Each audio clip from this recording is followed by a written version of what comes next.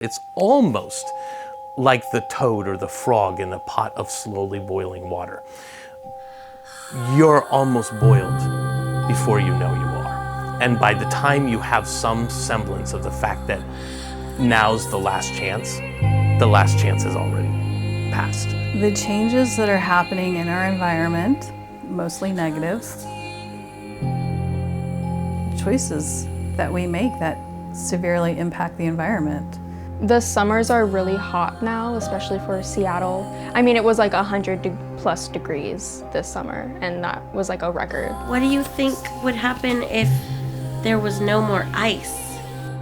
I think global warming means kind of what I was describing to my child is the earth is getting too warm, and so ice capsules are melting.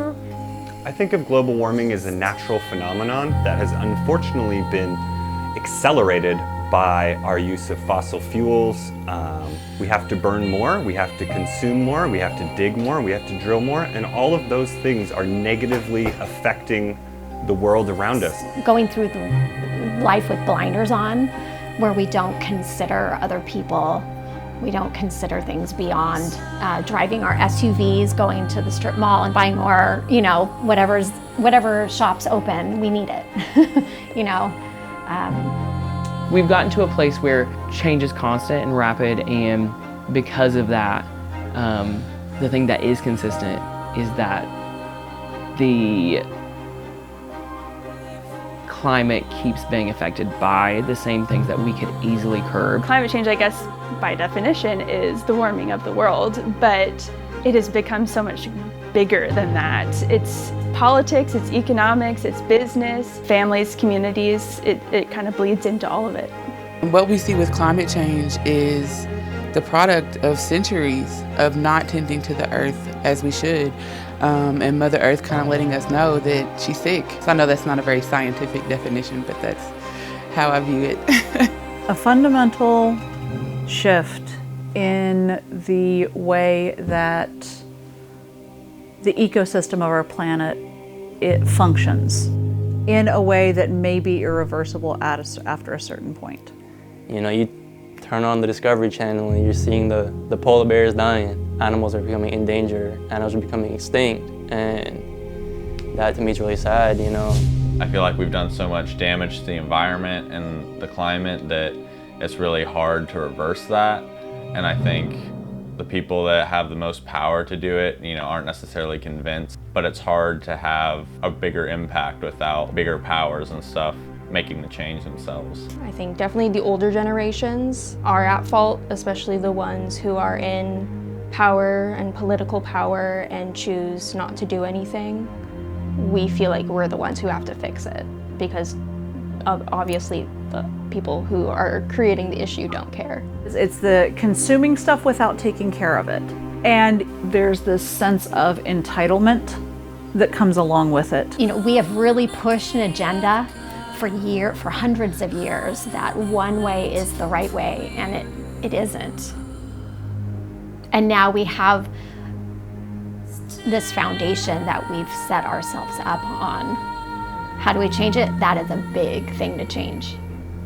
That's going to take a lot of work. I know that I am affluent. I am privileged.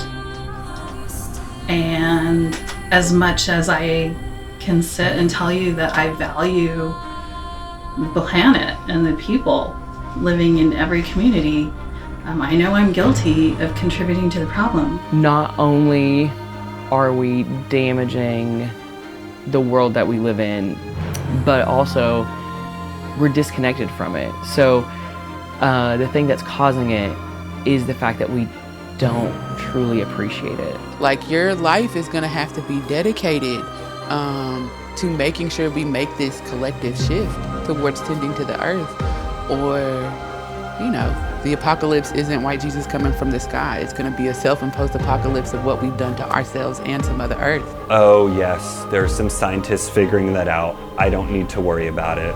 But one incredibly smart person can't really do it all on their own. It's a collaboration, but unfortunately at the point and the juncture we're at, it is not just community-based, it's globally. what is the world gonna look like in 20 years? How are my kids' life gonna be different from how I grew up? I mean, I don't know. Is it too late? I'm not sure. You know, every summer it seems to be that there's a smokier summer because of more fires, and so I wonder, like, you know, for her, is that creating a hard space to breathe? And, you know, so I guess I have fears. There's billions of people in the world that are only worried about what food's gonna be put on their table, what's coming next, and then also address some major, you know, new major climate challenges that are beginning to affect them. We are seeing like a growing awareness of the environment, and just as much as we care for the natural world, we care the same, or if not more, for each other. It's humans doing good or humans doing bad, right? We have the capacity for both, and we have been choosing wrong. And hopefully if enough individual people are committed, then it begins to have an effect on the public sector, on the commercial sector. I think it's possible. I don't think it'll be easy. There's a lot of distractions everywhere, and I think living in a city like Seattle, there's so many distractions that how can I follow through with what I'm even telling anybody? Like, as an adult, I know that I want to get like eco-friendly, like, you know, things around the house. Like, I'm gonna get like all the bamboo like things to wash my dishes, which also a lot of the things that are good for the environment cost a lot more money, which that has to go with the privilege thing, and a majority of people with money are also white. So the thing that you can do to probably better serve yourself is not expect rapid change, but understand that it comes slowly. I like to think of myself as an optimist, but I think it's going to be extremely difficult at best.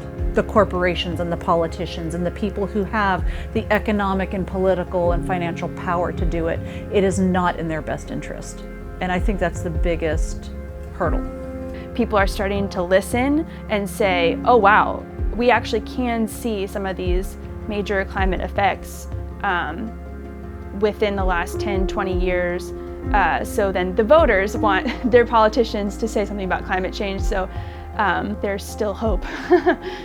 Getting better truths and information about what is going on with the world and the environment, I think would help a lot of people that are on the fence about climate change existence and like what we can do about it. I still see people piling in cases of plastic water bottles at Walmart, and then I think to myself, well, me not drinking one plastic water bottle, how is that really gonna change anything? All we're asking for people for sometimes is just a little change, but even that, for some, it is just too hard.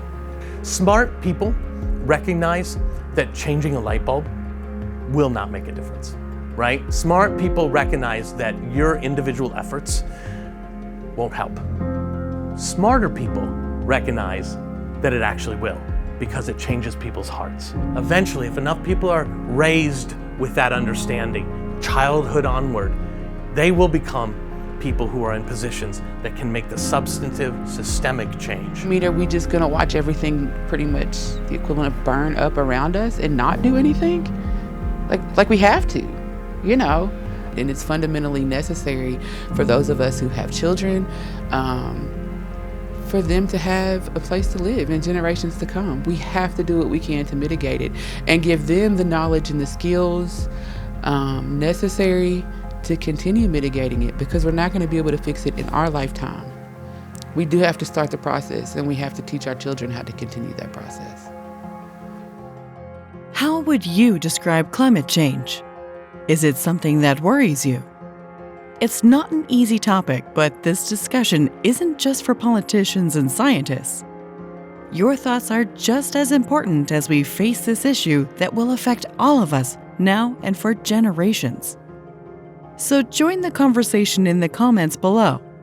Then keep the discussion going by subscribing to this channel and then clicking the link on the left to watch a video about what people like you love about our planet.